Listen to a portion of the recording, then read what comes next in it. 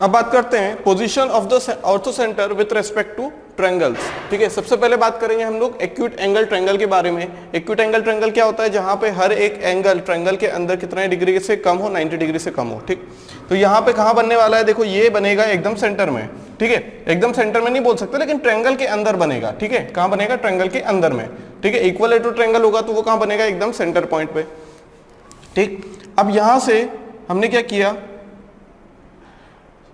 Perpendicular डाल दिया इस वर्टेक्स पे, यहां भी इस वर्टेक्स से यहां पे परपेंडिकुलर डाल दिया, इस वर्टेक्स से यहां पे परपेंडिकुलर डाल दिया। तो ये पोजीशन क्या होगी? ये होगा ऑर्थो सेंटर। क्या कहलाएगा हमारा? ओ, मतलब इनसाइड द ट्रायंगल। क्या बोल सकते हैं?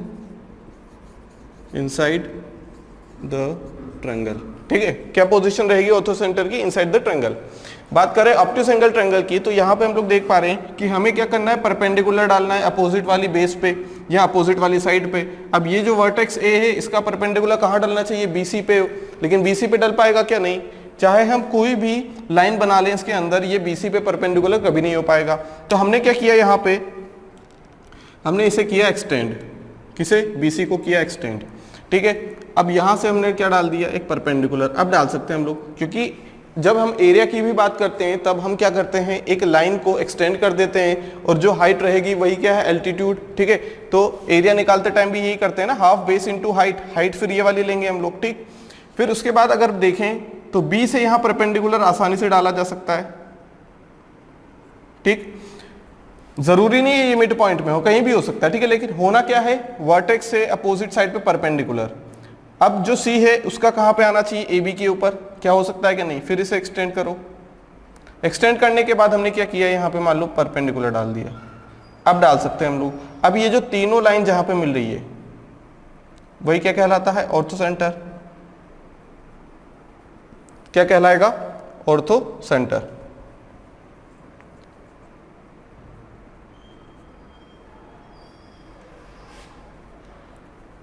ठीक है, तो ये क्या है यहाँ पे? हमारा ऑर्थो सेंटर। तो कहां लाई कर रहा है? Outside the triangle. Outside the triangle. ठीक है, क्वेश्चन बन सकता है कि ऑब्ट्यूस एंगल ट्रायंगल के केस में जो ऑर्थो सेंटर की पोजीशन है वो कहां पे रहने वाली है। ठीक है, अब बात करते हैं राइट एंगल ट्रायंगल के बारे में, जो इंपॉर्टेंट है। यहां से देखो, अगर हम बी से वर्टेक्स डालें, सॉरी बी वर्टेक्स से हम लोग परपेंडिकुलर बनाए तो यहां हमने बना दिया एसी के ऊपर। लेकिन ए से जो ए वर्टेक्स है उसका बीसी पे होना चाहिए, तो कहां पे रहेगा? वो तो यही रहेगा ना, इसके ऊपर ही रहेगा। कहां रहेगा? इसके ऊपर ही रहेगा वो तो। और जो सी वाला वर्टेक्स है वो ए बी के ऊपर डालेगा, अपोजिट साइड है, तो परपेंडिकुलर तो यही हो गया क्योंकि 90 डिग्री है। तो इसकी पोजीशन मतलब कहां पे हो गई? इसकी पोजीशन यहां पे हो गई। तो ये क्या रहेगा? हमारा ऑर्थो सेंटर। तो कहां पे लाई करेगा?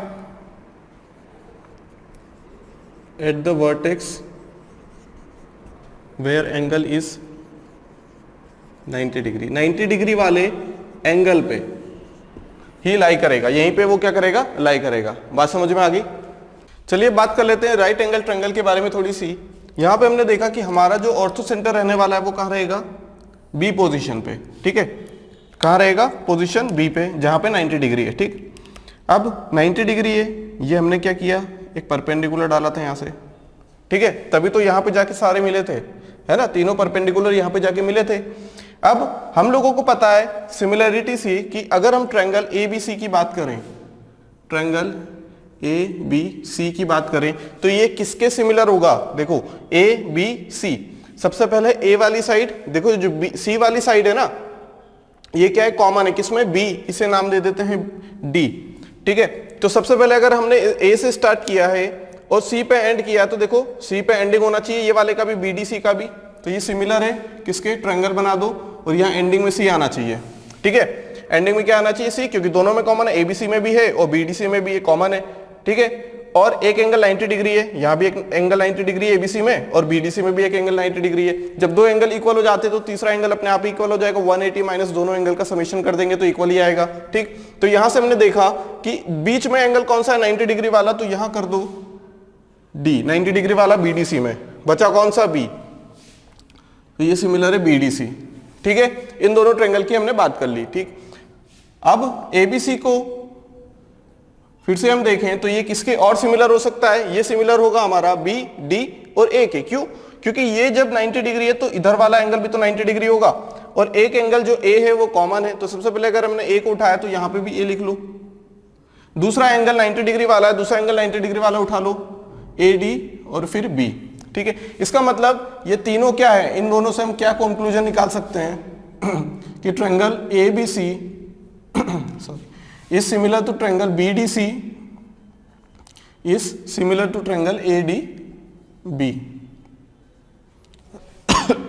ठीक है, बात क्लियर हो गई, तीनों क्या है, एक दूसरे के सिमिलर है। ठीक, दूसरी बात, अगर ये सिमिलर हो रहे हैं, अगर ये सिमिलर हो रहे हैं तो अगर हम यहां पे नोटिस करें एक चीज, तो देखो हम लोग क्या लिख सकते हैं, सिमिलर एंगल्स अगर हैं तो उनके जो करस्पॉन्डिंग साइड्स हैं उनका रेशो, मान लो हमने बी डी लिया है तो यहाँ ए डी, तो B D upon A D अगर लिख लें हम, और यहां से डी सी अगर लिख लें, और यहां से क्या लिख लें हम, बी डी, डी बी या बी डी एक ही बात है, तो B D square is equal to A D into D C लिख सकते हैं। ये हमने कहां से देखा, ये सिमिलरिटी के हिसाब से देखा कि भाई बी डी स्क्वायर क्या होगा, जो बी डी स्क्वायर होगा वो क्या होगा, A D square multiply by D C, sorry A D into D C, इन दोनों का product A D multiply by D C किसके बराबर होगा, बी डी स्क्वायर के बराबर। बात समझ में आ गई, B D equal to under root A D into D C भी बोल सकते हैं। ठीक है, दूसरी चीज अगर हम देखें यहां से, तो हमें पता है कि ये भी परपेंडिकुलर हमें चाहिए, या फिर बोल सकते हैं एल्टीट्यूड, तो हमें क्या चाहिए, एरिया में हाफ बेस इंटू हाइट। अगर हम एरिया ए बी सी को देखें, तो अगर एरिया की बात करें, area of triangle A B C, area of triangle A B C की अगर हम बात कर लेते हैं यहां पे, तो कितना होगा, हाफ बेस क्या है बी सी इंटू हाइट क्या है यहाँ पे ए बी। अगर हम ऐसा देख रहे हैं ट्रायंगल को, इसे बेस मान रहे हैं, तो half base into height A B, क्या ये बराबर होगा हाफ बेस कितना है यहाँ पे, अगर यहां से देखें इसे हम रोटेट कर दें तो ए सी, बेस क्या हो जाएगा ए सी इंटू इस केस में हाइट क्या हो जाएगी, ये भी तो 90 डिग्री से वर्टेक्स पे यहाँ पे जा रहा है, तो ये भी तो क्या है, परपेंडिकुलर ही, एल्टीट्यूड ही है। ठीक, अगर वर्टेक्स पे मिल रहा है तो वो परपेंडिकुलर होने के साथ साथ एल्टीट्यूड भी कहलाएगा, तो ये ए सी हो जाएगा इंटू बी डी, तो हाफ से हाफ कैंसिल कर देंगे यहाँ पे, तो हम बोल सकते हैं B C into A B किसके बराबर है, A C into B D. यहाँ से दो चीज़ें हमें ये याद रखनी है, क्या, B C into A B into B C बोल सकते हैं, A B into B C equal to A C into B D. बात समझ में आ गई भाई, A B into B C, A B into B C, इन दोनों का प्रोडक्ट किसके बराबर होगा, A C into B D के बराबर होने वाला है। क्लियर है, डायरेक्ट ऐसे याद नहीं रहता तो एरिया से भी देख सकते हैं हम लोग, एरिया से सॉरी हाफ से हाफ कैंसिल हो जाएगा, ये चीज निकल के आने वाली। बस ये याद रख लो कि एरिया चाहे हम यहां से निकालें इसे बेस मान के या इसे बेस मान के, आना तो सेम ही है, क्योंकि यहां से भी अगर परपेंडिकुलर देखेंगे तो यहाँ पे परपेंडिकुलर ए पे जा रहा, मतलब ये एल्टीट्यूड है या फिर हाइट बोल सकते हैं, और यहां से भी देखा जाए तो वर्टेक्स से एक परपेंडिकुलर आ रहा है जो कि क्या एल्टीट्यूड भी बोल सकते हैं या हाइट बोल सकते हैं उस चीज को। क्लियर, तो ये दोनों रिजल्ट हमें याद रखना है। Clear, B D is square equal to A D into D C. अब बात करते हैं एक्यूट एंगल ट्रायंगल की थोड़ी सी। यहां पे हम लोगों के पास एबीसी ट्रायंगल है, हमने क्या किया, ए से ए वर्टेक्स से एक एल्टीट्यूड डाला बीसी के ऊपर। ठीक है, क्या डाला, एल्टीट्यूड बीसी के ऊपर। अगर बी से भी डाल देंगे हम एल्टीट्यूड एसी पे और सी से भी डाल देंगे ए बी पे, तो जो पॉइंट ऑफ इंटरसेक्शन आएगा वही कहलाएगा ऑर्थो सेंटर। ठीक है, लेकिन अभी हमने क्या किया, सिर्फ एक ही एल्टीट्यूड डाला है यहाँ पे वर्टेक्स ए से बी सी पर। मान लेते हैं कोई पॉइंट है हम लोगों के पास, ठीक है, इस पॉइंट को हमने क्या नाम दे दिया, मान लो हमने इसे नाम दे दिया ई, या फिर एक काम करो पी दे देते हैं हम लोग।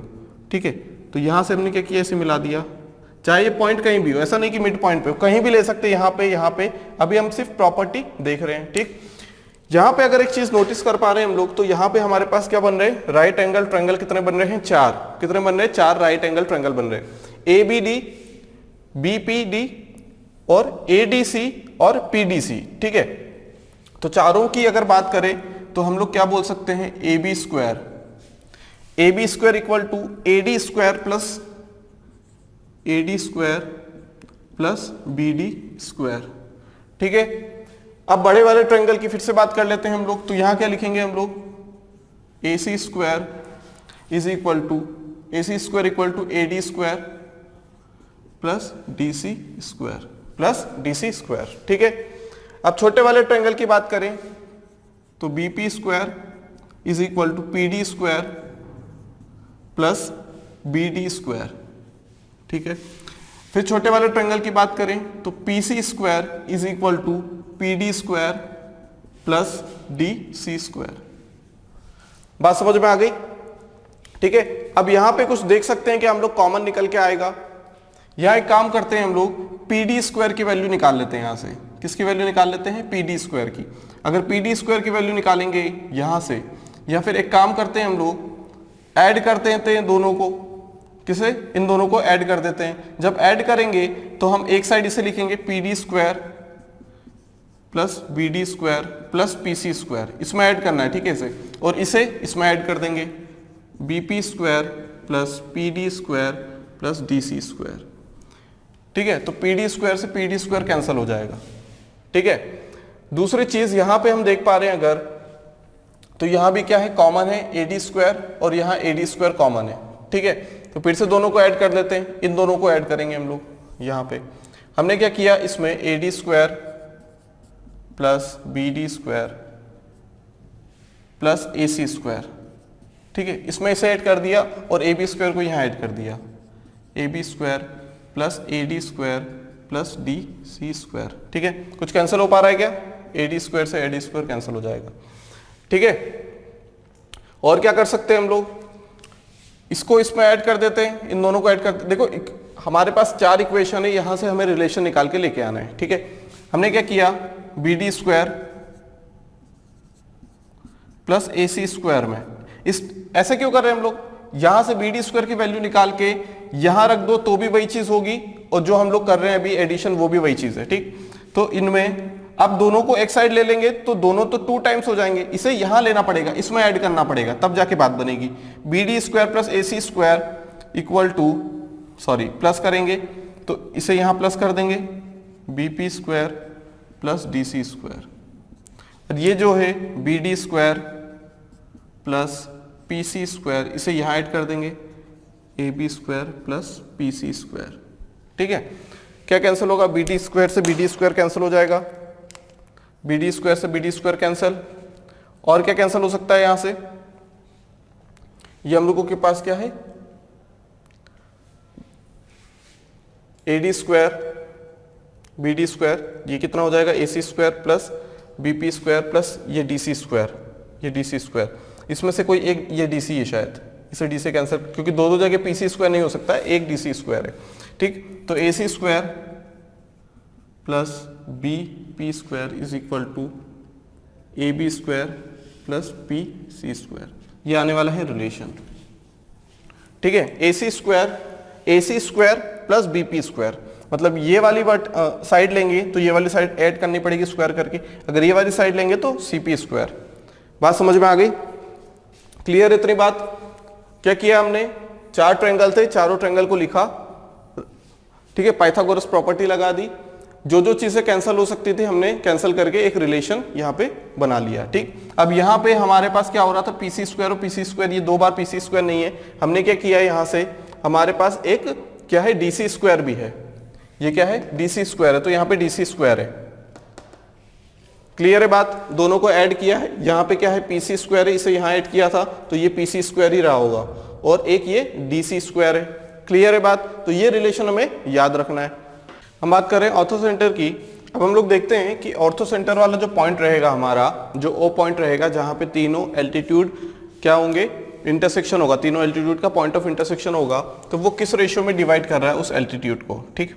मान लेते हैं हम लोगों के पास क्या है, यहां से हमने एक एल्टीट्यूड डाला बीसी के ऊपर, ठीक है, बी से हमने एसी के ऊपर डाला एल्टीट्यूड, ठीक है, 90 डिग्री होगा, और यहां से हमने सी के ऊपर डाला, ठीक है, नाम दे देते हैं डी ई एफ, और ये जो ओ है हमारा, ये क्या है, ऑर्थो सेंटर है। क्या है? ऑर्थो सेंटर, ठीक है। अगर हम बात करें ट्रायंगल बी एफ ओ की, triangle B F O, triangle B F O की बात करें तो ये किसके सिमिलर है? क्या ये सिमिलर है किसी के? बिल्कुल।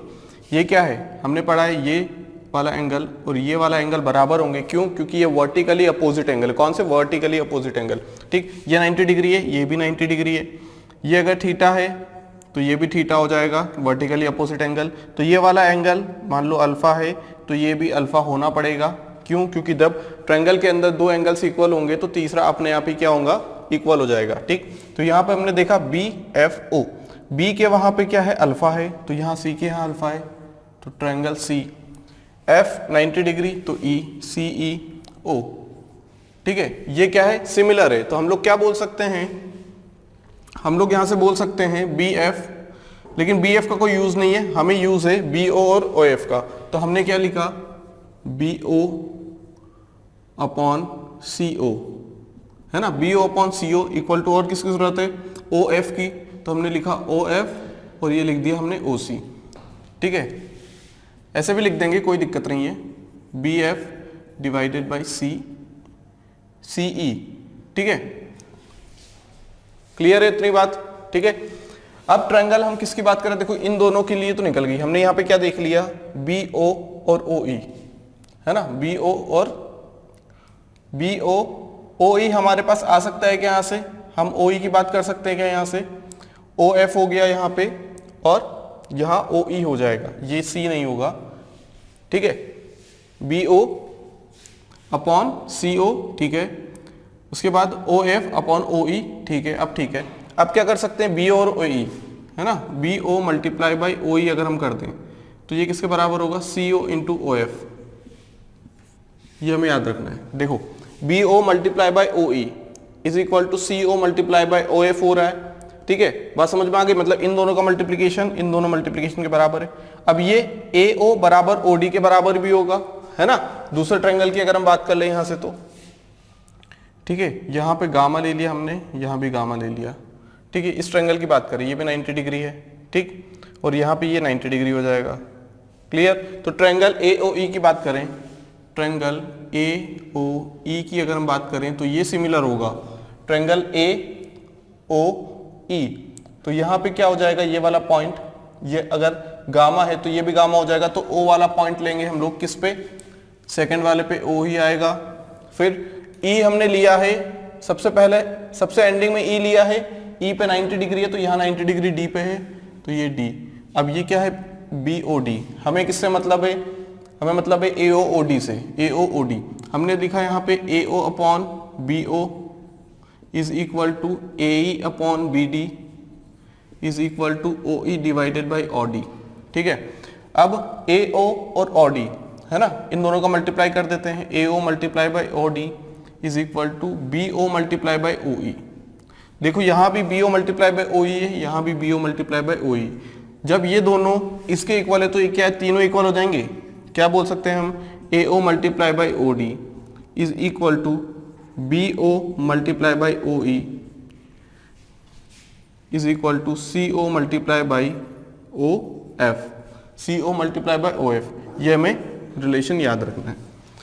क्लियर है बात? इसका मल्टीप्लिकेशन इससे बराबर, इसका मल्टीप्लिकेशन इससे बराबर, इसका मल्टीप्लिकेशन इससे, ये तीनों क्या होंगे? एक दूसरे के बराबर होने वाले हैं। ठीक है, अगर हमारे पास एक आइसोसेलेस ट्रायंगल है जहां पे ए बी बराबर ए सी है और हम लोगों ने क्या किए? दो एल्टीट्यूड डाले वर्टेक्स से अपोजिट साइड के ऊपर। अगर एक और डाल देते हैं हम लोग वर्टेक्स ए से बी सी साइड के ऊपर एल्टीट्यूड, तो वहां पे जो पॉइंट ऑफ इंटरसेक्शन मिलता है वो ऑर्थो सेंटर मिल जाता। लेकिन यहाँ पे सिर्फ हमारे पास दो वर्टेक्स डाले हैं हमने। तो triangle ABC is an isosceles triangle and AB is equal to AC, जो कि प्रॉपर्टी है उसकी। Then BE is equal to CF, BE is equal to CF। Proof करना चाहे तो कर सकते हैं, लेकिन हमें उससे कोई मतलब नहीं है। हमें सिर्फ इतना याद रखना है कि अगर एक आइसोसेलेस ट्रायंगल है, वहां पे हमने क्या डाले हैं? दो एल्टीट्यूड डाले हैं, तो उन एल्टीट्यूड्स की वैल्यू जो होगी वो दूसरे एल्टीट्यूड्स के बराबर होगी। ठीक है, मतलब सी एफ एल्टीट्यूड है, बी ई एल्टीट्यूड है, ये दोनों क्या होंगे? बराबर होंगे। कब? जब ये एक आइसोसेलेस ट्रायंगल है और ए बी बराबर ए सी है। ठीक, प्रूफ करना चाहे तो कर सकते हैं। देखो कहां से करना है प्रूफ? हम ट्रायंगल एफ ए सी ले लेंगे और ट्रायंगल बी ई ए ले लेंगे। यहाँ पे एंगल ए बराबर होगा, एंगल ई एफ और ई भी बराबर होगा। तो ऑब्वियस सी बात है, ये वाला जो एंगल है ये भी बराबर होने वाला है। क्यों? क्योंकि जब ट्रायंगल में दो एंगल्स इक्वल होंगे तो तीसरा एंगल अपने आप ही इक्वल हो जाएगा। ठीक है, इनकी बात कर रहे हैं। ये भी 90 डिग्री, ये भी 90 डिग्री, तो यहाँ भी 90 डिग्री हो जाएगा ये अंदर की साइड, ये भी 90 डिग्री हो जाएगा और ये भी क्या हो जाएगा 90 डिग्री। ये एंगल कॉमन है तो ये दोनों एंगल भी क्या हो जाएंगे, कॉमन हो जाएंगे। ठीक है, तो यहां से हम प्रॉपर्टी लगा के सॉल्व कर सकते हैं। ठीक है, अब देखते हैं ट्रायंगल एबीसी अगर हमारे पास है, ट्रायंगल एबीसी जहां पे जो एएम है वो परपेंडिकुलर है बीसी के ऊपर, या फिर बोल सकते हैं एल्टीट्यूड है क्योंकि वर्टेक्स से जा रहा है ये, and AN is the angle bisector of MAC. जो एमएसी ट्रायंगल है, सॉरी जो एमएसी ट्रायंगल है उसमें जो एंगल ए है उसको बाइसेक्ट करता है ये कौन, एएन जो लाइन है वो। तो हमें पता लगाना है कि अगर एम ए एन एंगल कितना है, अगर एम ए एन एंगल कितना है तो हम क्या बोलेंगे, वो होगा half angle B minus angle C, या फिर angle C minus angle B, एक ही बात है, जो बड़ा होगा उसमें से हम छोटे वाले को माइनस कर देंगे क्योंकि एंगल कभी भी नेगेटिव नहीं होगा। ठीक है, तो यहाँ पे कितना हो जाएगा, एम ए सी एंगल कितना हो जाएगा, half angle B minus angle C. अब देखते हैं क्वेश्चन किस टाइप से पूछा जाता है। यहां से what is the value of angle M A N if angle B equal to 60 degree and angle C दिया हुआ कि नहीं, इनडायरेक्टली दिया हुआ हम बोल सकते हैं। देखो एंगल बी तो कितना है, 60 डिग्री है।